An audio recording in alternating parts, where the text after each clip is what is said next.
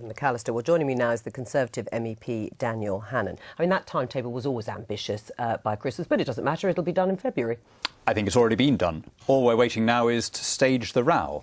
And the reason I say it's already been done is because nothing of substance is being asked. So the UK is pretending to make demands, the EU is pretending to consider them, but the bottom line here is nothing will change, there's not going to be any new treaty, we'll still be members on pretty much the existing terms. But if nothing of substance is going to be discussed, why hasn't everyone just signed up to it then? Because you have to go through the haka of simulated aggression. Really? So this is all cynical, this? Yes, it really is. It's right. a smokescreen, it's being staged in the most openly cynical way. I mean, when the leader of an EU member state is reduced to saying we want more competitiveness, a bromide like that, you know, something that every Eurocrat, every national politician for the last 40 years would have sort of nodded along to, and that is now being defined as a major aim of our renegotiation, or recognition that Europe has more than, the EU has more than one currency. I mean, you know, yeah, why not recognise that the EU has more than one language? I mean, how is stating the bloody obvious any kind of concession?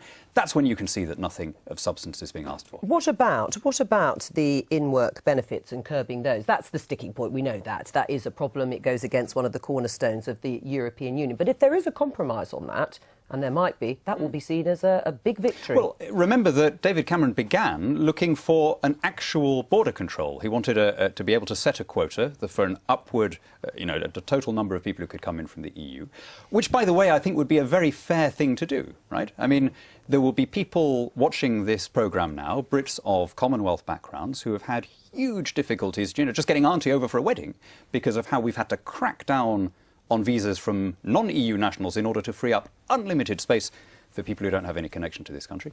All of that has been dropped, and it's now down to a plan about benefits that, frankly, we can do through domestic legislation anyway, and that doesn't require treaty change. I mean, to be honest, though, Dan Hannan, we've spoken on many occasions, there'd be nothing that would satisfy you in that regard. That's absolutely not true. I keep telling you what would satisfy me. But to say that actually there will be a complete status quo, is that a fair and accurate reflection? No, I have repeatedly set out what I think, not just what would satisfy me, but what I think would satisfy most people.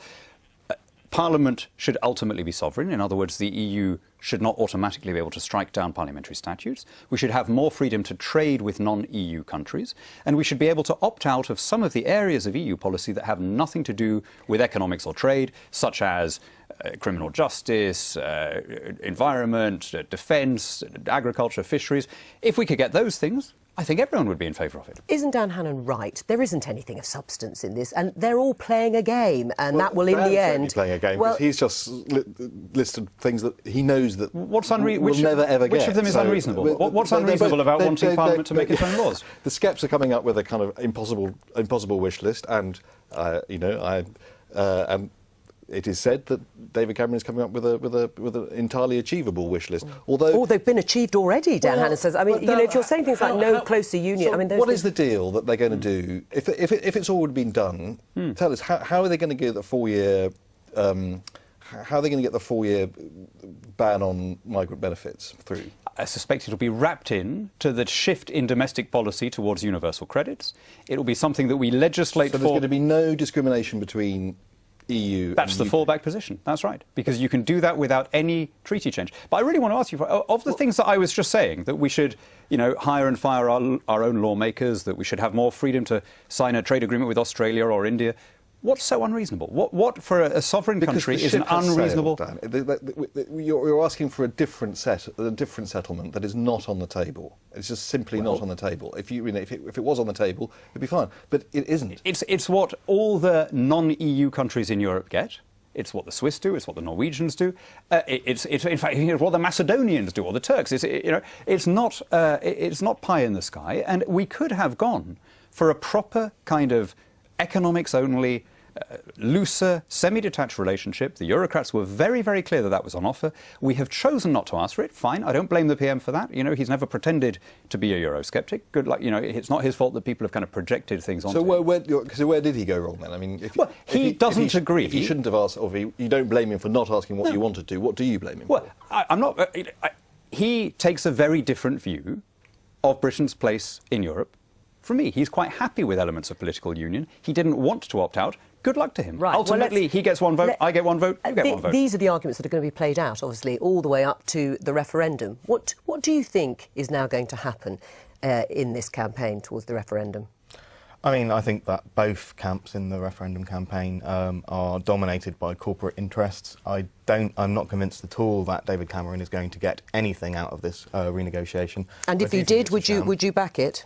Well, he's not asking for the sorts of things that I would demand. I mean, David Cameron wants the European Union to accelerate the transatlantic trade and investment partnership, which will have terrible consequences for our sovereignty, and that foreign companies will be able to sue our government when... That's happening now, though. I mean, listen, I get this a lot about TTIP, but the things that people don't like about TTIP, the way in which it allows companies to bypass the legal system, the corporatism, the lobbying, and indeed the rules on contracting out, the rules that prevent state management of public services, those are all existing intrinsic features of the EU. Yes, they are. We're going to have to hold it there but stay with us, Dan Hannan. Speaking of referendums, as we have been, Danish voters have rejected a government proposal for deeper ties with the European Union on home affairs and justice issues. And our correspondent, Gavin Lee, is in Copenhagen.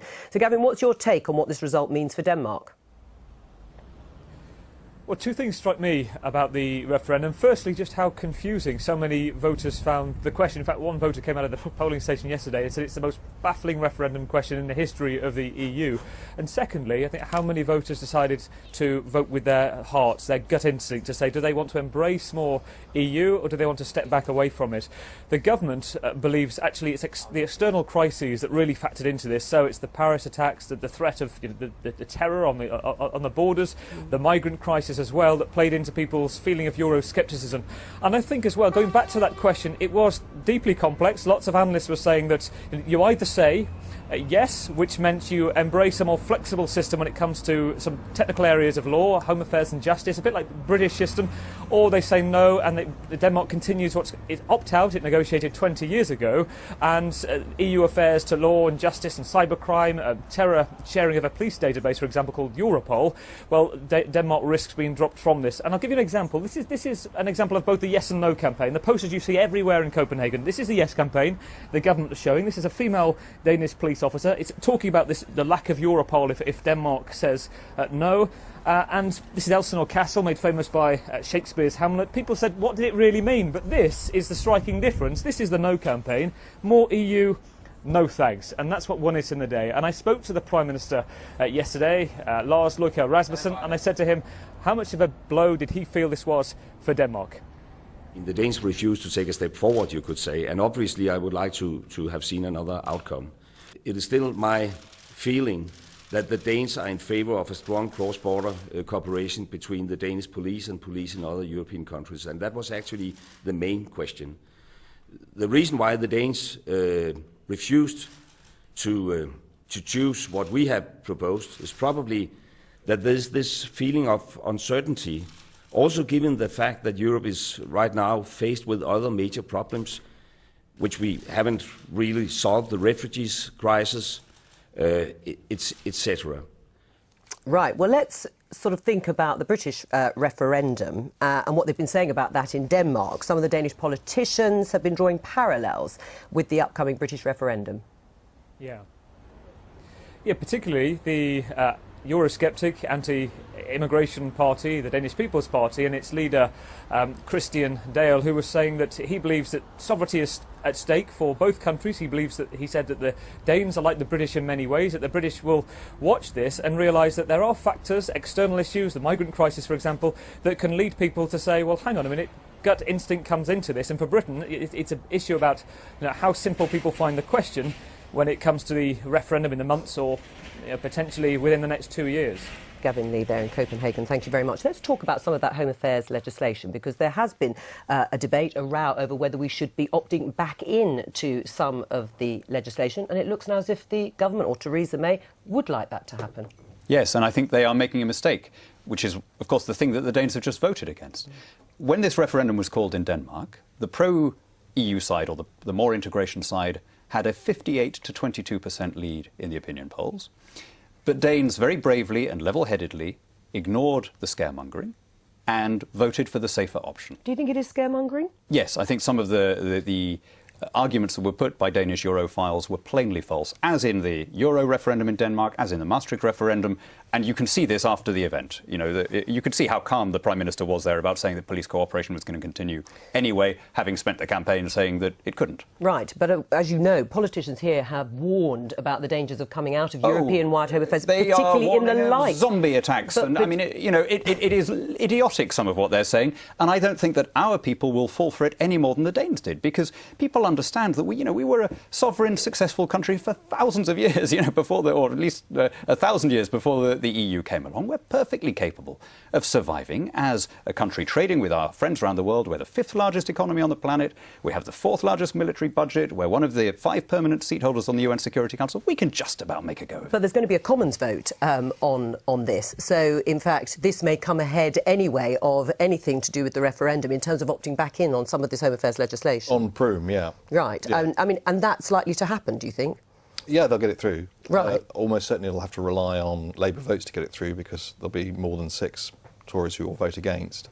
The point is, I don't think even Dan would necessarily not want us to share DNA data with other police forces, but what Eurosceptic MPs will say is, we can do this on an intergovernmental basis. We don't necessarily need the EU to do it. Isn't it sensible to try and share some of this information and data with EU partners? Well, I think that there's shared data with non-EU partners. I mean, there's cooperation among police forces across the world. There's Interpol, there's the Hague Convention, there's extradition treaties. The question is, should it all be run by Brussels? I had a constituency case of somebody whose life was ruined by the European arrest warrant. He was celebrating his A-levels in Greece. He spent 3 years nearly, because of a case of mistaken identity, under house arrest, for something that somebody else had done. How do you give that time back to a boy of that age? We opted into the European arrest warrant without any referendum because we didn't have the safeguards that the Danes have just voted to retain. And it's likely to be passed back, not on that, obviously, again, probably before Christmas. It is a real mistake. Dan Hannan, thank you.